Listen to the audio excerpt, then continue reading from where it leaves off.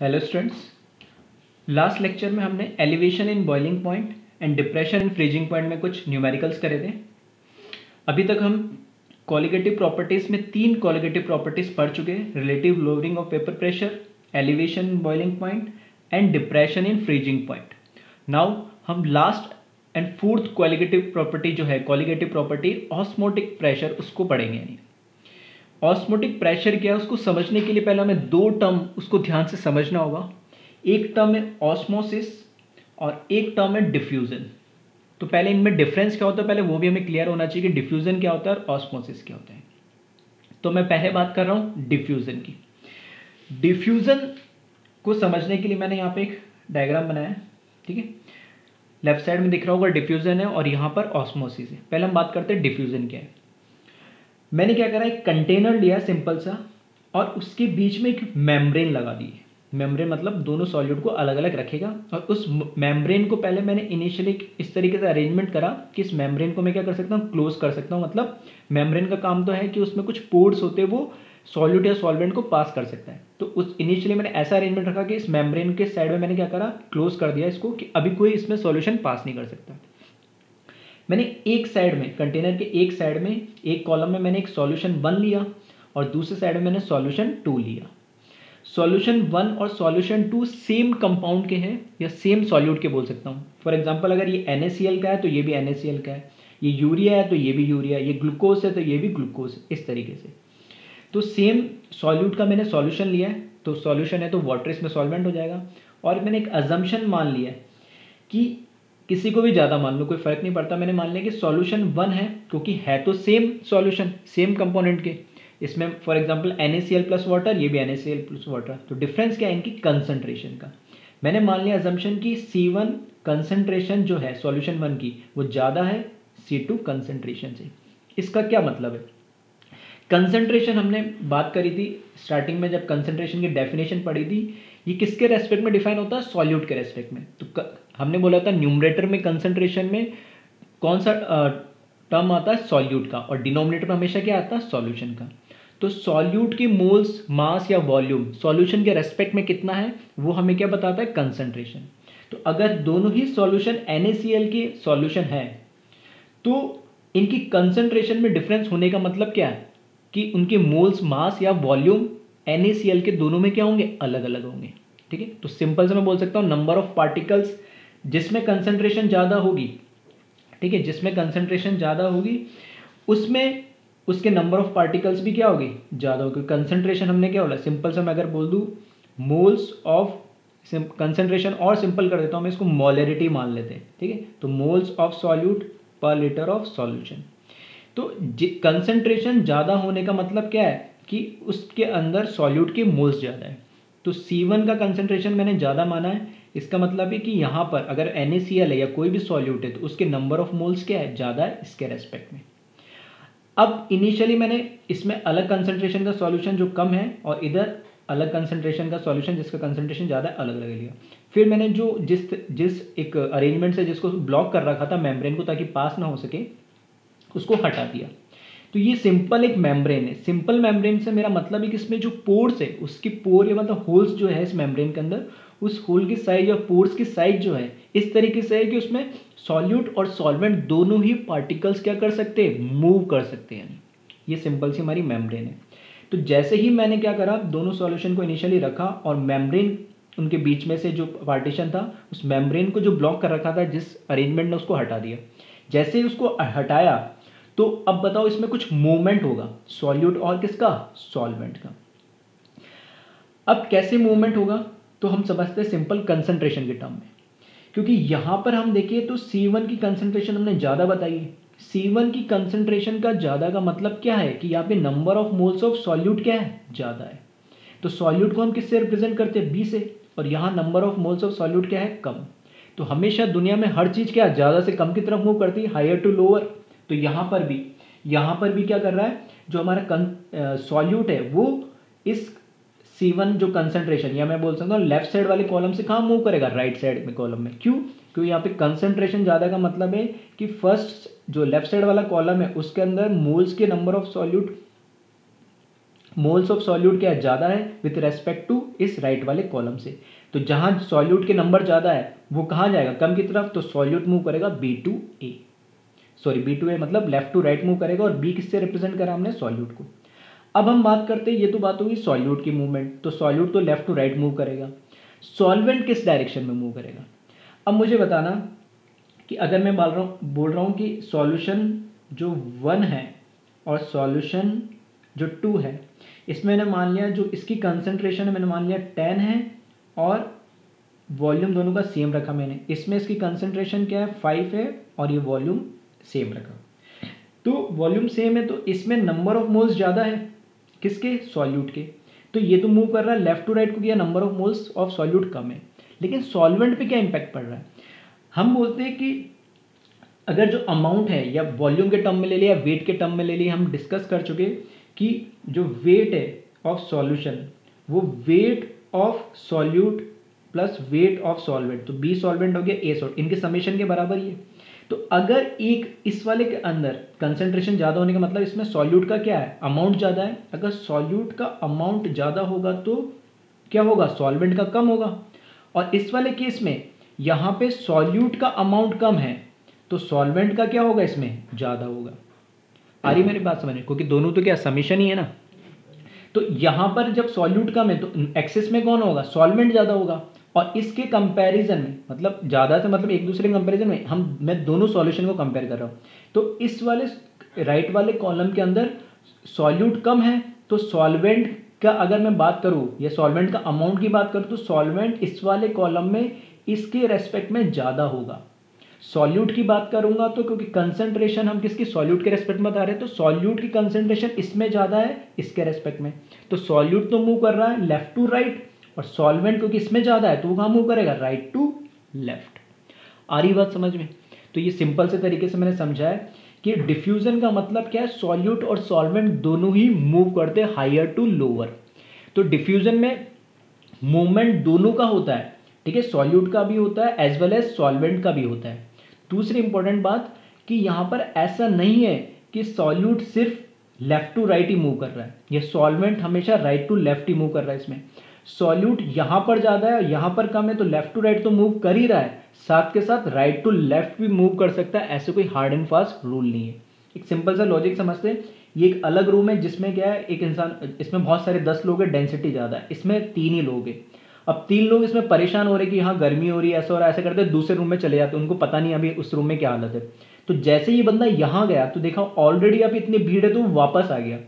तो मेरे कहने का मतलब ये है कि ऐसा कोई हार्ड एंड फास्ट रूल नहीं है, क्योंकि मेम्ब्रेन है, इसमें मूवमेंट किसी भी डायरेक्शन में हो सकता है, बस वो जो नेट हमें मूवमेंट मिलेगा वो एक डायरेक्शन में रिजल्टेंट या फाइनल जो हमें जो मूवमेंट है वो हमें फाइनल नेट समझ में आता है। अगर मैं बोल सकता हूँ कि अगर 4 पार्टिकल यहाँ से इधर मूव करे तो एक पार्टिकल यहाँ से इधर भी मूव कर सकता है, ऐसा कुछ नहीं कि ये मूव नहीं करेगा। लेकिन जब नेट मैंने देखा तो ओवरऑल कितने 3 particle left to right move करे। तो इस तरीके का नीट में एक क्वेश्चन पूछा गया था कि क्या हमेशा सॉल्यूट या सॉल्वेंट एक डायरेक्शन में मूव करते, नहीं, दोनों डायरेक्शन में ये मूव कर सकते। सेम किसके लिए एप्लीकेबल है, सॉल्वेंट के लिए भी, मतलब पार्टिकल तो किसी भी डायरेक्शन में जा सकते हैं, लेकिन नेट फाइनल हमें जो रिजल्ट मिलता है, फाइनल जो मूवमेंट मिलता है, वो हम क्या देखते हैं कि इफेक्ट कितना आया, ठीक है, फाइनल रिजल्ट क्या मिला, तो हम उसकी बात करते हैं। तो ये तो हुई पहली बात कि अब डिफ्यूजन को हम डिफाइन किसके रेस्पेक्ट में करते हैं, सॉल्यूट के रेस्पेक्ट में, कि सॉल्यूट हमेशा डिफ्यूजन में क्या करेगा, higher concentration to lower concentration move करता है, ठीक है। और ऐसा नहीं है कि सॉल्यूट ही मूव करता, सॉल्वेंट भी मूव करता है, लेकिन हम सॉल्यूट के रेस्पेक्ट में इसकी क्या करते हैं, बात करते हैं। अब ऑस्मोसिस को समझे, इसके रेस्पेक्ट में ऑस्मोसिस क्या है। इसके अंदर सेम सारी कंडीशंस लिए मैंने, इधर भी सॉल्यूशन 1 ले लिया मैंने जिसकी कंसंट्रेशन हायर है, इधर सॉल्यूशन 2 ले लिया जिसकी कंसंट्रेशन क्या है, लो है। अब पहला डिफरेंस तो कि ये जो बीच में पार्टीशन लगा है, यहाँ पर नॉर्मल मेम्ब्रेन है जो किसी भी पार्टिकल को मूव करा सकती है, ठीक है, पास होने दे सकती है। यहाँ पर मैंने सेमी परमिएबल मेम्ब्रेन, जिसको SPM भी बोलते हैं हम शॉर्ट में, वो लगा दिया है। अब SPM की खास बात ये होती है कि सेमी परमिएबल मेम्ब्रेन जो होती है वो सिर्फ और सिर्फ, ये इसकी कैरेक्टरिस्टिक है, ये सिर्फ और सिर्फ सॉल्वेंट पार्टिकल को पास होने देगी, सॉल्यूट पार्टिकल को नहीं होने देगी। आ रही मेरी बात समझ में। तो एसपीएम की खास बात क्या है कि सॉल्यूट को ये पास नहीं होने देती, सिर्फ और सिर्फ किसको पास होने देती है, सॉल्वेंट को। जबकि मेम्ब्रेन में ऐसा कुछ नहीं, मेम्ब्रेन में सॉल्यूट और सॉल्वेंट दोनों पार्टिकल मूव कर सकते हैं। तो दोनों में डिफरेंस सिर्फ किसकी वजह से आ रहा है, इस मेम्ब्रेन की वजह से, एसपीएम पहला। तो अब होगा क्या इसकी वजह से, सॉल्यूट कंसंट्रेशन यहाँ ज़्यादा है, मतलब सॉल्यूट का नंबर यहाँ ज़्यादा है, यहाँ सॉल्यूट का नंबर कम है क्योंकि कंसंट्रेशन कम है। लेकिन सॉल्यूट तो पास नहीं हो सकता है, नहीं, क्योंकि सॉल्यूट तो पास इसलिए नहीं हो सकता क्योंकि मेम्ब्रेन इसको पास होने नहीं देगी। इसकी कैरेक्टरिस्टिक ऐसी कि सॉल्यूट को पास नहीं होने देता है। दूसरी बात, यहाँ चलो हमने ये बात करने को, इसको थोड़ा सा एक्सटेंड करता हूँ कि ऐसा हो क्यों रहा है। ये इसलिए हो रहा है क्योंकि यहाँ पर सॉल्यूशन का कंसंट्रेशन हाईयर है, यहाँ सॉल्यूशन का कंसंट्रेशन क्या, लोअर है। तो हायर टू लोअर इसलिए मूव कर रहा है कि दोनों का कंसंट्रेशन क्या हो जाए, इक्वल हो जाए। लाइक हम बोल सकते हैं इक्विलिब्रियम की कंडीशन आ जाए कि जब इसकी कंसंट्रेशन और इसकी कंसंट्रेशन जो दोनों क्या हो जाए, सेम ना हो जाए, तब तक ये मूवमेंट क्या चलता रहेगा, नेट मूवमेंट चलता रहेगा। दोनों की कंसंट्रेशन सेम भी हो जाएगी तब भी नेट कुछ ना कुछ पार्टिकल्स का मूवमेंट तो इधर उधर हो रहा होगा, लेकिन वो एक तरीके से इक्विलिब्रियम की कंडीशन में आ जाएगी, तब हमें वो इफेक्ट नजर नहीं आएगा। लेकिन ऐसा नहीं है कि पार्टिकल्स मूव नहीं कर रहे होंगे। तो सेम वही बात है, ये हायर कंसंट्रेशन पे लोअर कंसंट्रेशन, लेकिन सॉल्यूट तो अब मूव नहीं कर सकता। लेकिन कैरेक्टरिस्टिक तो है कि भाई हायर टू लोअर होना चाहेगा, मतलब कि दोनों कंसंट्रेशन अपनी क्या करना चाहेंगे, सेम करना चाहेंगे। लेकिन सेमी परमेबल मेम्ब्रेन की खास बात क्या है, वो सॉल्वेंट को तो पास होने देगा नहीं। और सॉल्वेंट अगर पास होगा तो सॉल्वेंट किस डायरेक्शन में पास होगा वो हमें सोचना है।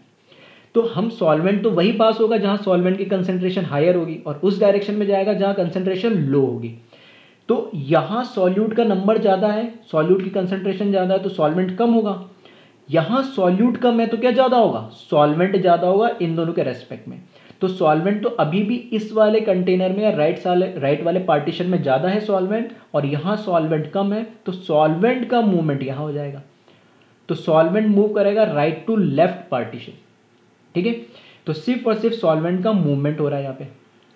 अब इससे क्या हो रहा है, कंसंट्रेशन कैसे इक्वल होगी, क्योंकि हम क्या बोल रहे हैं, अब मैं इस नंबर में तो चेंज नहीं कर पा रहा, लेकिन इसके अंदर वॉल्यूम में तो चेंज कर सकता हूँ। क्योंकि वॉल्यूम ऑफ लिक्विड या सॉल्यूशन किसका समेशन है, volume of solute plus solvent. तो इसमें हम क्या करते जा रहे हैं, इसके अंदर हम सॉल्वेंट का वॉल्यूम ऐड करते जा रहे हैं, जिससे कि ओवरऑल सॉल्यूशन का वॉल्यूम बढ़ेगा, डिनोमिनेटर बढ़ेगा, तो कंसंट्रेशन अपना आप क्या होगी, कम होगी। तो इसकी कंसंट्रेशन तो डिक्रीज होने लगेगी। और इस केस में उल्टा, यहाँ पे वॉल्यूम जो है सॉल्वेंट का कम हो रहा है, तो वॉल्यूम ऑफ सॉल्यूशन कम होगा, वॉल्यूम ऑफ सॉल्यूशन कम होगा तो उसकी कंसंट्रेशन क्या होगी, बढ़ जाएगी। तो जब सॉल्वेंट इधर मूव करेगा राइट टू लेफ्ट, तो इसकी कंसंट्रेशन तो कम होगी और इसकी कंसंट्रेशन बढ़ जाएगी। तब तक मूव करेगा जब दोनों की कंसंट्रेशन क्या नहीं हो जाए, इक्वल हो जाए। इस प्रोसेस को हम बोलते हैं ऑस्मोसिस, ठीक है। तो आई थिंक दोनों चीजें क्लियर हो गई होगी। अब डिफ्यूजन किसको बोलते हैं और ऑस्मोसिस किसको बोलते हैं, ठीक है। तो डिफ्यूजन में सॉल्यूट और सॉल्वेंट दोनों पार्टिकल्स मूव कर सकते हैं, और हम इसको जब डिफाइन करते हैं तो हम बोल देते हैं कि movement of solute particle from higher concentration to lower concentration through a membrane, while in osmosis only solvent particle is move through semi permeable membrane। ये कैरेक्टरिस्टिक होती है किसकी, एसपीएम की। अब ये चीज़ हमें अब क्लियर होगी। अब हम चलते आगे। अब दूसरी बात, क्योंकि हम चैप्टर पढ़ रहे हैं सॉल्यूशन, और सॉल्यूशन में मेन टॉपिक हमारा था वेपर प्रेशर, ठीक है। तो वेपर प्रेशर से कैसे समझ सकते हैं हम ऑस्मोसिस को, उसको हम देखते हैं नहीं। अभी मैंने बात करी किसके रेस्पेक्ट में, कंसंट्रेशन के रेस्पेक्ट में। तो हमें मेन तो पढ़ना है कि ऑस्मोसिस, और इससे ही इसका ऑस्मोटिक प्रेशर कैसे कैलकुलेट होता है वो हम आगे देखेंगे। तो पहले समझ ले ऑस्मोसिस में कंसंट्रेशन के बेसिस में एक्सप्लेन कैसे करा है। तो हमने देख लिया सिर्फ सॉल्वेंट पार्टिकल मूव कर सकता है, तो हम इसको ऐसे बोलेंगे, movement of solvent particle from lower concentration to higher concentration, सही है। अब समझिएगा वेपर प्रेशर के रेस्पेक्ट में कैसे डिफाइन करेंगे। हमने बोला कि कोई भी जब सॉल्यूशन हम बना रहे हैं उसमें क्या है, एक है सॉल्यूट और एक है क्या है, सॉल्वेंट। अगर सॉल्वेंट नॉन वॉलेटाइल हो, एनवी मतलब नॉन वॉलेटाइल हो, तो जो सॉल्वेंट का ओरिजिनल वेपर प्रेशर था वो क्या हो जाता है, कम हो जाता है। मतलब वो सॉल्वेंट में सॉल्यूट ऐड करा तो ओवरऑल क्या बना, सॉल्यूशन। तो सॉल्यूशन का वेपर प्रेशर क्या हो जाएगा, कम हो जाएगा, ठीक है। ये मैंने बात करी किसके रेस्पेक्ट में, प्योर सॉल्वेंट के रेस्पेक्ट में। अगर ये मैं बात करूं सॉल्यूशन के रेस्पेक्ट में, अगर मैंने बोला एक सॉल्यूशन मैंने बनाया, जैसे फॉर एग्जांपल अभी जैसे मैंने लिया कि इसमें सॉल्यूट के 10 पार्टिकल्स डाले, और एक सॉल्यूशन बनाया जिसमें सॉल्यूट के 5 पार्टिकल्स डाले, 5 मोल्स डाले। तो अब मुझे बताएं जो हमारा सॉल्यूशन है दो, उसमें से वेपर प्रेशर किसका कम होगा ज़्यादा, जिसमें ज़्यादा नंबर ऑफ दोनों ही कैसे हैं, नॉन वॉलेटाइल सॉल्यूट, जिसमें ज़्यादा number of non volatile solute होंगे उतना ही वेपर प्रेशर उस सॉल्यूशन का क्या होगा, कम होगा। तो अगर ये मैं इसको बोल रहा हूँ, ये राइट वाला पार्टीशन है जिसमें नंबर ऑफ मोल, सॉरी ये कौन सा हमारा लेफ्ट वाला है जिसमें नंबर ऑफ मोल्स हम ज़्यादा माना है, कंसंट्रेशन में ज़्यादा मानी है, और ये वाला हमारा क्या है, राइट वाला है। तो लेफ्ट साइड का जो पार्टीशन है उसके सॉल्यूशन का जो वेपर प्रेशर होगा, इसका जो वेपर प्रेशर होगा उसको मैंने नाम दिया 1, और राइट साइड का जो सॉल्यूशन है उसके वेपर प्रेशर को मैंने नाम दिया 2। तो वेपर प्रेशर ऑफ 1 और वेपर प्रेशर 2 में जब हम कंपेयर करेंगे, क्योंकि इसमें क्या कंसंट्रेशन ज़्यादा है, number of moles of solute ज़्यादा है, तो vapour pressure of particle containing more number of solute, that is Vp1, is less than vapor pressure of solution containing less number of solute। आई बात समझ में, क्योंकि ये सारी बातें हम डिस्कस कर चुके हैं ऑलरेडी काफ़ी सारे लेक्चर से। और कहाँ से स्टार्ट करा हमने थे, जहाँ पे हमने टाइप देखा था सॉल्यूशन कंटेनिंग केस 2 में नॉन वॉलेटाइल सॉल्यूट। तो नॉन वॉलेटाइल सॉल्यूट होना ही चाहिए क्योंकि हम कोलिगेटिव प्रॉपर्टी पढ़ रहे हैं, इसकी एक कंडीशन है। तो नॉन वॉलेटाइल सॉल्यूट जब भी ऐड होता है सॉल्वेंट में तो उसका वेपर प्रेशर कम होता है। और एक न्यूमेरिकल भी ऐसा मैंने करा था हमने, ठीक है, लास्ट क्लास में आई थिंक, जिसमें हमने वेपर प्रेशर और कंसंट्रेशन को क्या करा था, कंपेयर करा था और बताया था ये दोनों कैसे होते हैं, इन्वर्सली प्रोपोर्शनल होते हैं। यानी उसमें 3 ग्राफ बनाए थे और उनकी कंसंट्रेशन को कंपेयर करना था वेपर प्रेशर और टेम्परेचर के बीच में जो ग्राफ था। तो ऑब्वियसली बात है, इसकी कंसंट्रेशन ज़्यादा है तो इसका वेपर प्रेशर क्या होगा, कम होगा। तो C1 ज़्यादा है तो Vp1 क्या होगा, कम होगा। अब देखिएगा, अब ये तो हमें पता लग गया कि दो लेफ्ट और राइट साइड के हमारे पास जो कंटेनर है या पार्टीशन है उसमें वेपर प्रेशर का हमें कंपैरिजन पता लग गया, क्योंकि यहाँ कंसंट्रेशन ज़्यादा तो इसका वेपर प्रेशर कम, इधर कंसंट्रेशन कम तो इसका वेपर प्रेशर ज़्यादा। और हमें पता है हर चीज़ हायर टू क्या लो मूव करती है। तो यहाँ पर वेपर प्रेशर ज़्यादा है, यहाँ वेपर प्रेशर कम है, तो वेपर प्रेशर ज़्यादा है तो वहाँ से प्रेशर ज़्यादा लगेगा। तो सॉल्वेंट सिर्फ, क्योंकि सॉल्यूट तो मूव नहीं कर सकता, सिर्फ कौन मूव करेगा, सॉल्वेंट। तो प्रेशर ज़्यादा लगेगा सॉल्यूशन पे तो solvent right to left move करेगा। ठीक है, तो दो तरीके से हमने इसको समझा है, एक कंसंट्रेशन के बेसिस पे और एक वेपर प्रेशर के बेसिस पे, कि दोनों ही कंसंट्रेशन के बेसिस पे भी हमें पता है सॉल्यूट मूव नहीं कर सकता लेकिन सॉल्वेंट मूव करेगा। और सॉल्वेंट का जो अमाउंट है या ऐसे बोल सकता हूँ, सॉल्वेंट का जो अमाउंट है वो राइट वाले में ज़्यादा है तो राइट टू लेफ्ट मूव कर रहा है। वेपर प्रेशर के रेस्पेक्ट में अगर हम बात करें तो यहाँ पर क्योंकि सॉल्यूशन का कंसंट्रेशन कम है नॉन वोलेटाइल सॉल्यूट का, तो वेपर प्रेशर इस वाले साइड में ज़्यादा होगा, इस वाले साइड में कम होगा। तो हायर टू लो मूव करेगा तो भी राइट टू लेफ्ट सॉल्वेंट को मूव करना है। आ रही बात समझ में, दोनों से सेम रिजल्ट आएगा, समझ दोनों तरीके से सकते हैं। तो वही चीज़ें मैंने आगे लिखी है बस थ्योरी के फॉर्म में।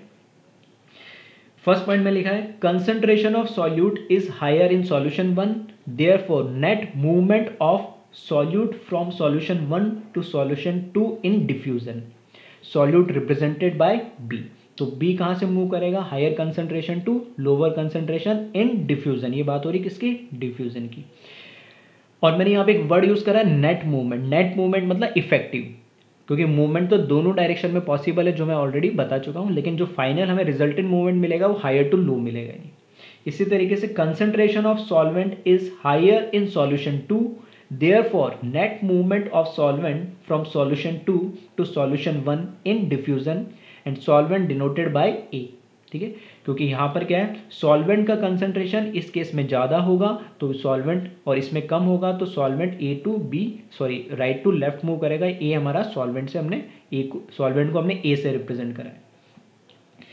नेक्स्ट पॉइंट लिखा है इसमें movement of both solute and solvent continuously till the concentration of both solution become equal. ये मूवमेंट कब तक चलता रहेगा, जब तक कि दोनों साइड में, लेफ्ट और राइट साइड में जो हमारा सॉल्यूशन है दोनों की कंसंट्रेशन क्या हो जाए, सेम ना हो जाए, तब तक ये मूवमेंट होता रहेगा। नेक्स्ट पॉइंट हमने लिखा है membrane in diffusion can pass both solute and solvent but semi permeable membrane can pass only solvent particles. ठीक है, ये एसपीएम की कैरेक्टरिस्टिक है कि ये सिर्फ और सिर्फ सॉल्वेंट पार्टिकल को पास कर सकती है, जबकि जबकि मेम्ब्रेन जो नॉर्मल हम डिफ्यूजन में यूज करते हैं वो solute as well as solvent दोनों को पास कर सकती है। ठीक है, तो एक बार इसको जल्दी से कॉपी कर ले, फिर हम इससे आगे देखते हैं।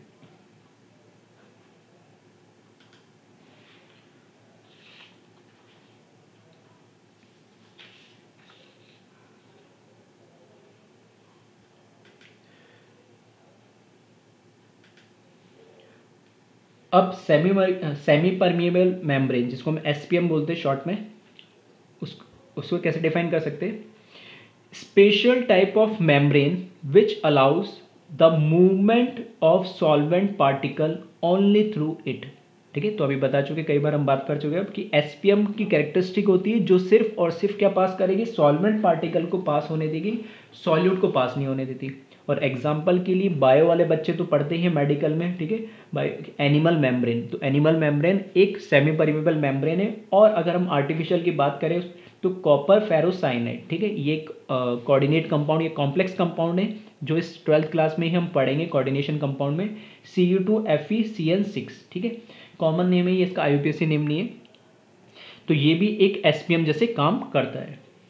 नेक्स्ट, डिफ्यूजन क्या होता है? The flow of solute particle from higher concentration to lower concentration is known as diffusion.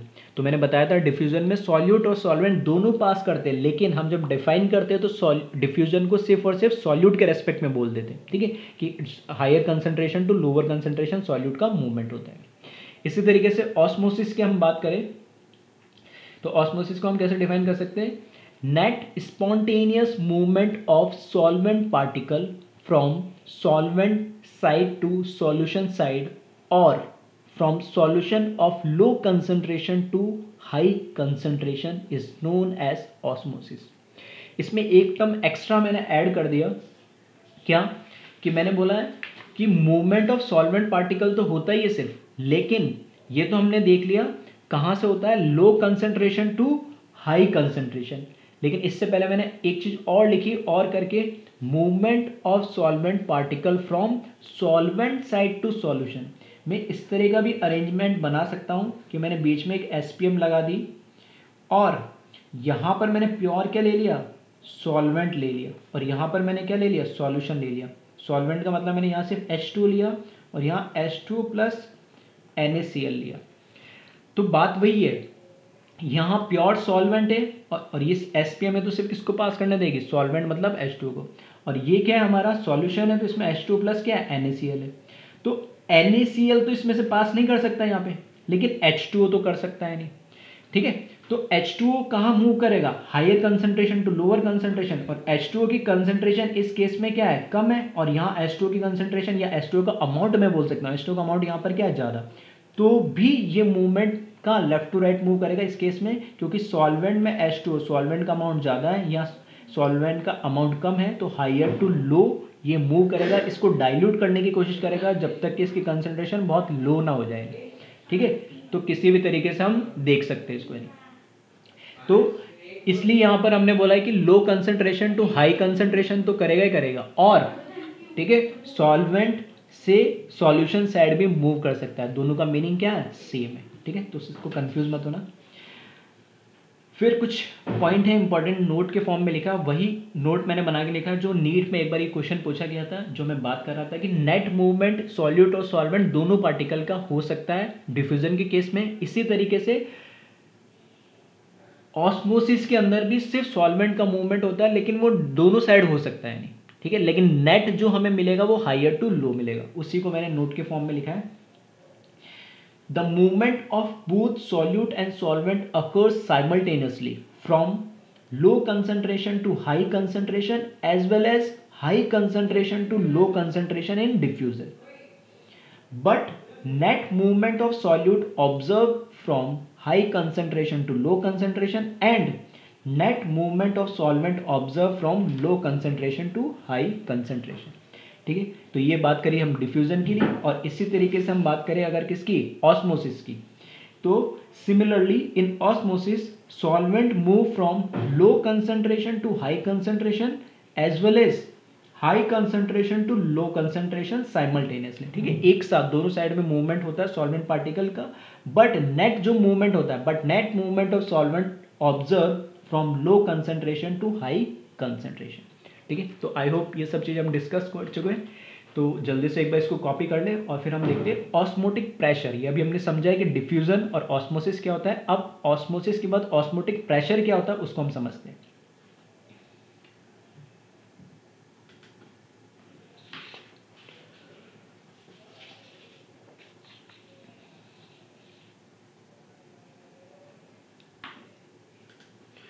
अब बात करते हैं ऑस्मोटिक प्रेशर। ऑस्मोटिक प्रेशर जो कोलिगेटिव प्रॉपर्टी है उसको हम किससे डिनोट करते हैं, पाई से। ठीक है, तो इसको समझने के लिए एक मैंने डायग्राम टाइप बनाया है यहाँ पे राइट साइड में देख सकते हो। ठीक है, तो इसको जब तुम देखोगे, ठीक है, अब थोड़ा सा ठीक है कंसंट्रेशन तुम्हारा बना रहे, तो इसके लिए देखो जब इसको हम तुम देखोगे तो इस फॉर्म में मैंने एक कंटेनर लिया है जिसमें क्या है, बीच में तो मैंने क्या लगा दिया, ये एसपीएम लगा दिया।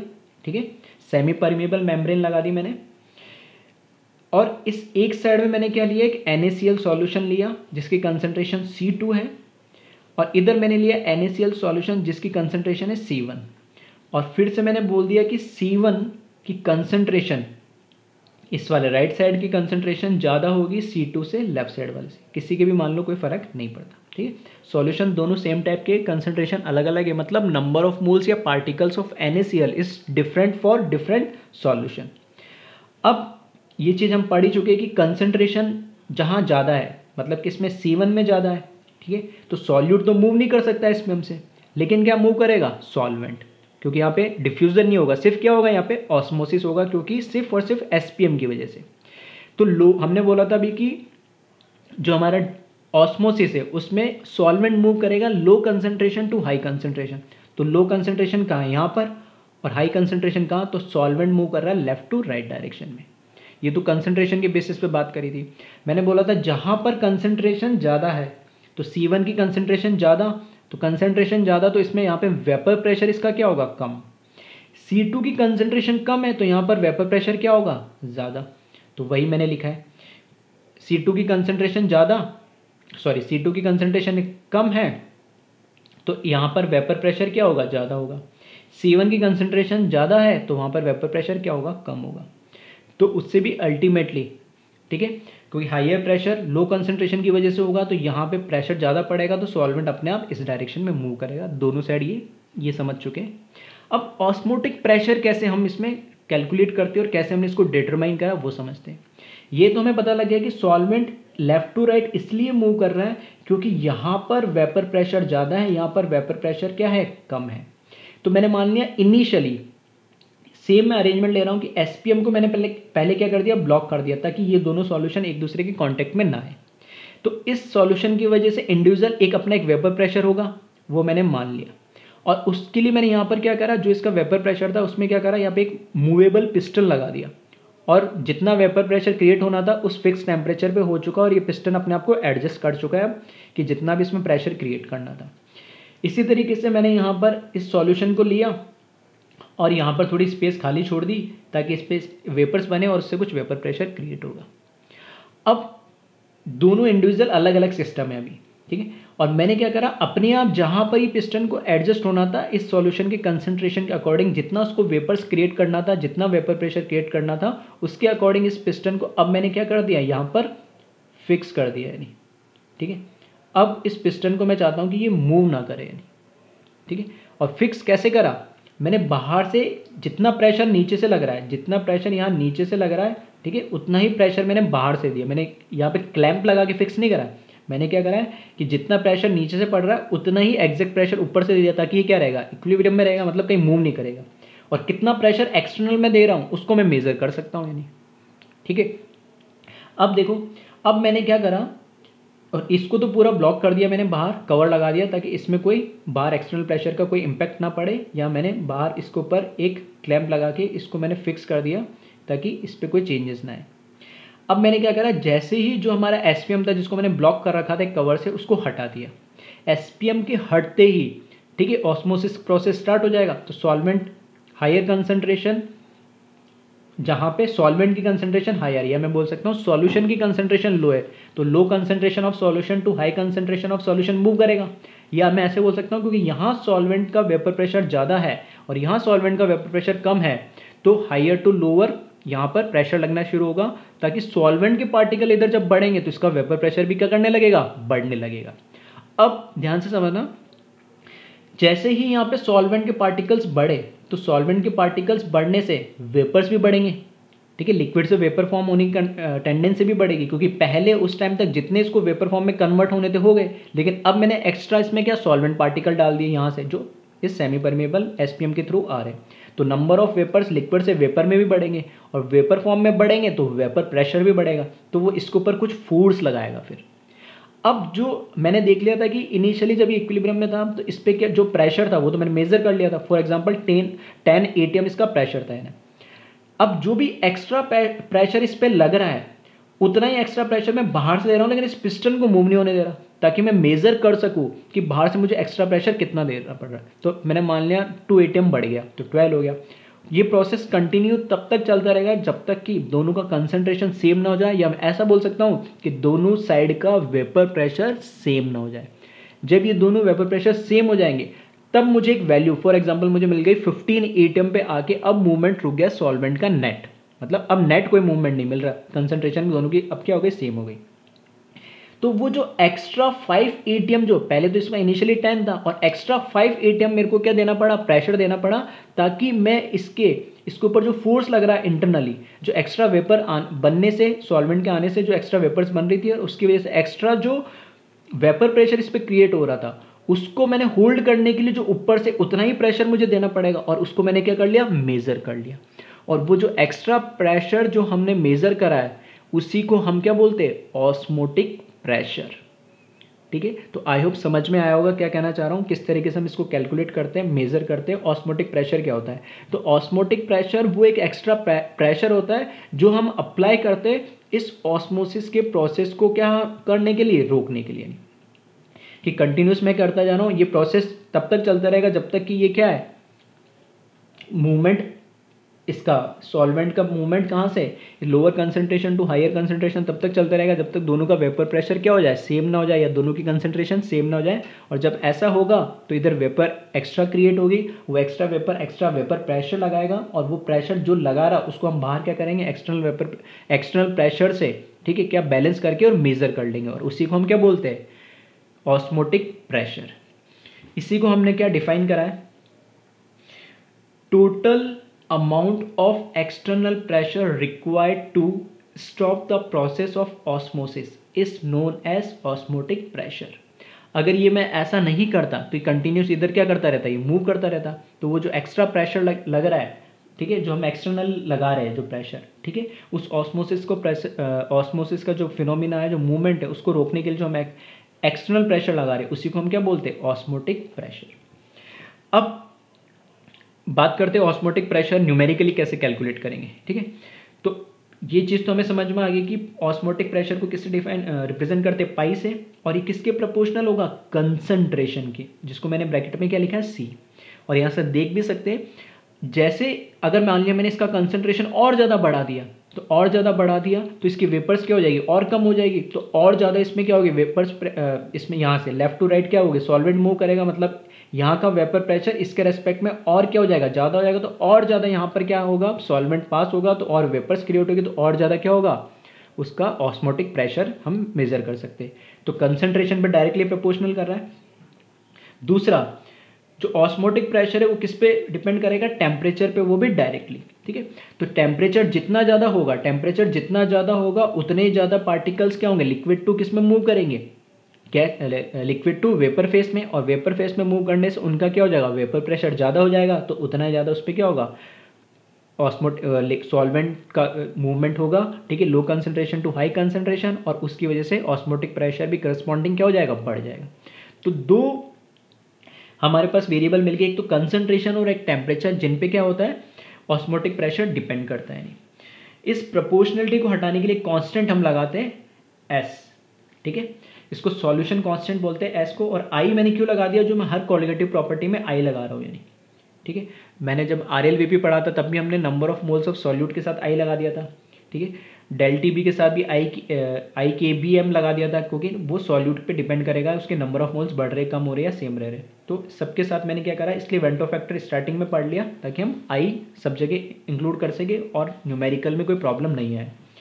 अब जो ये एस है उसको हम बोलते हैं सॉल्यूशन कांस्टेंट। और ये जो सॉल्यूशन कांस्टेंट है, ये जो हमारे पास सॉल्यूशन कांस्टेंट दे रखा है, इस सॉल्यूशन कांस्टेंट की जो न्यूमेरिकल वैल्यू होती है वो हम जो गैस कांस्टेंट पढ़ते हैं आर, यूनिवर्सल गैस कांस्टेंट, उसके बराबर होती है। ठीक है, तो ये एक्सपेरिमेंटल देखा गया है कि जो हमने कांस्टेंट लगाया, कोई एक एस कांस्टेंट लगाया और इसकी वैल्यू हमने चेक करी एक पर्टिकुलर टेम्परेचर पे कंसंट्रेशन लेके, तो इसकी न्यूमेरिकली जो वैल्यू आ रही है वो गैस कांस्टेंट आर के बराबर हो। इसलिए हम जो फॉर्मूला लिखते हैं उसमें एस ने लिख के क्या लिख देते, डायरेक्ट आर ही लिख देते। तो फाइनल हमारा जो फॉर्मूला बना, ठीक है, pi equals to I into C into R into T. Same है, बस एस की जगह हमने क्या लिख दिया, आर लिख दिया, क्योंकि आर से हम फैमिलियर है और आर गैस कांस्टेंट होता है, इसकी वैल्यू भी हमें पता है। ठीक है, इसलिए हमने यहाँ पर क्या लिख दिया, आर लिख दिया।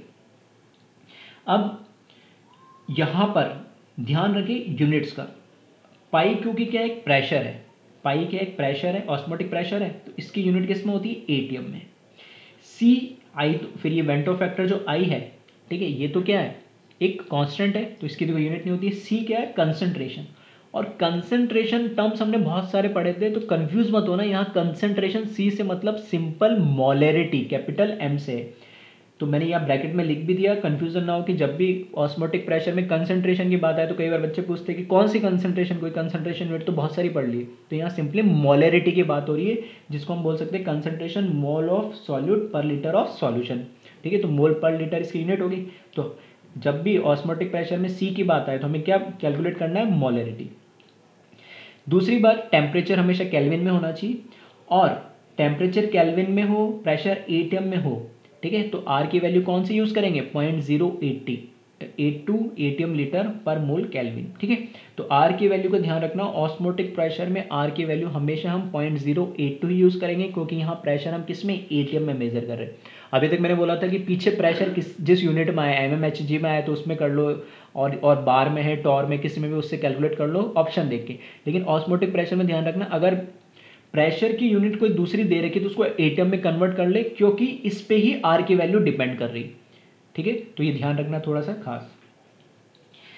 अब यहां पर एक लास्ट चीज इसमें एक रह गई है, रिवर्स ऑस्मोसिस, जिसको हम बोलते हैं आरओ। ठीक है, तो ये नाम तुम फैमिलियर हो आरओ के नाम से, जो आजकल हर जगह, ठीक है, कमर्शियल जगह पे तो हमें आरओ मिलता ही है, बड़े बड़े आरओ मिलते हैं। ठीक है, जिससे हम वाटर प्यूरिफाई करते हैं, और घरों पे भी मैक्सिमम लोग अब आरओ का यूज़ करने लगे। ठीक है, कैंट आरओ, या तुमने सुना होगा यूवी, आजकल उसमें बहुत सारी टेक्नोलॉजी ऐड हो गई। तो आरओ क्या है, कुछ नहीं है, जो ऑस्मोसिस है उसी को हम रिवर्स कर देते हैं, तो उसको हम क्या बोलते हैं, रिवर्स ऑस्मोसिस, और शॉर्ट में उसको आरओ के नाम से जानते हैं। तो रिवर्स ऑस्मोसिस है क्या, जो प्रोसेस ऑस्मोसिस नेचुरली होता है उसको अगर हम कुछ एक्सटर्नली कुछ इफेक्ट डाल के उसको उल्टा कर दे प्रोसेस को, तो हम उसको क्या बोलेंगे, रिवर्स ऑस्मोसिस। कैसे करेंगे, इसी एग्जांपल से समझ लेते हैं। ठीक है, देखो आरओ जो ऑस्मोसिस है, ऑस्मोसिस के अंदर क्या होता है कि low concentration to high concentration move करता है, क्योंकि उसमें एसपीएम लगी हुई रहती है, सिर्फ सॉल्वेंट। ठीक है, तो सिर्फ सॉल्वेंट का मूवमेंट होता है through semi permeable membrane from low concentration to high concentration. अब मैंने सेम अरेंजमेंट के साथ मैंने क्या करा, जो बाहर से पिस्टन है, मुझे पता लग गया कि इस सॉल्यूशन का ऑस्मोटिक प्रेशर मुझे लग गया 15 एटीएम है। तो अब जैसे ये बोलो ना, एक्सटर्नल प्रेशर कितना चाहिए ऑस्मोसिस को रोकने को, उसी को हम क्या बोलते हैं, ऑस्मोटिक प्रेशर। तो इस प्रेशर के बाद भाई, या सबसे चलो इस जीरो से स्टार्ट करते हैं। इनिशियली भाई यहाँ से इनिशियली ये मूव करना शुरू हुआ था सॉल्वेंट, यहाँ से यहाँ पे लेफ्ट टू राइट, तो यहाँ पे वेपर प्रेशर बढ़ने लगा, तो या पिस्टन पे प्रेशर बढ़ने लगा। तो एक मैक्सिमम वैल्यू आएगी जब दोनों का वेपर प्रेशर इक्वल हो जाएगा और सॉल्वेंट पार्टिकल्स अब यहाँ से यहाँ मूव नहीं करेंगे। अब उस प्रेशर पे मैंने क्या करा, यहाँ से बाहर से अब एक्सटर्नल प्रेशर क्या करा, 15 एटीएम के बाद इसको क्या आने लगा, इनिशियली 10 था, ऑस्मोटिक प्रेशर 15 पाया, मतलब 5 एटीएम उसका क्या है, ऑस्मोटिक प्रेशर है। अब 15 एटीएम जो बाहर टोटल है, उस टोटल प्रेशर से ज़्यादा प्रेशर में इस पर डालने लगा। अब इस पर ज़्यादा प्रेशर डालूंगा तो अब क्या हो रहा है, इस सॉल्यूशन का प्रेशर इसके रेस्पेक्ट में क्या हो गया, बढ़ गया, क्योंकि बाहर से एक्सटर्नल प्रेशर में डाल रहा हूँ। तो जब एक्सटर्नल प्रेशर में बढ़ाऊंगा तो सॉल्वेंट का पार्टिकल फोर्सफुली इस राइट साइड से कहाँ मूव करने लगेगा, लेफ्ट साइड में। ठीक है, या फिर मैं उल्टा बोल दूं, कि इसी प्रोसेस को, ठीक है, जैसे मैंने अभी एग्जांपल लिया था, ठीक है, इसी के रेस्पेक्ट में ले लेते हैं कि ये जो एग्जांपल लिया था, मैंने बोला था अगर प्योर सॉल्वेंट ले ले तो भी ऑस्मोसिस होता है, उसमें कोई फ़र्क नहीं पड़ता, ठीक है। तो मैं वही बोल रहा हूँ कि यहाँ मैंने क्या लिया, सिर्फ H2 लिया और यहाँ मैंने लिया सिर्फ H2O प्लस NaCl ले लिया, ठीक है। अब यहाँ पर क्योंकि अब प्योर H2O है तो यहाँ पर वेपर प्रेशर क्या होगा, इस केस में ज़्यादा होगा और इस केस में वेपर प्रेशर क्या होगा, कम होगा, क्योंकि यहाँ पर क्या हो गया, नॉन वोलेटाइल सॉल्यूट आ गया। तो मूवमेंट तो क्या होना चाहिए, ज़्यादा से क्या होना चाहिए, कम का होना चाहिए, मतलब मूवमेंट सॉल्वेंट का इस डायरेक्शन में होना चाहिए नेचुरली।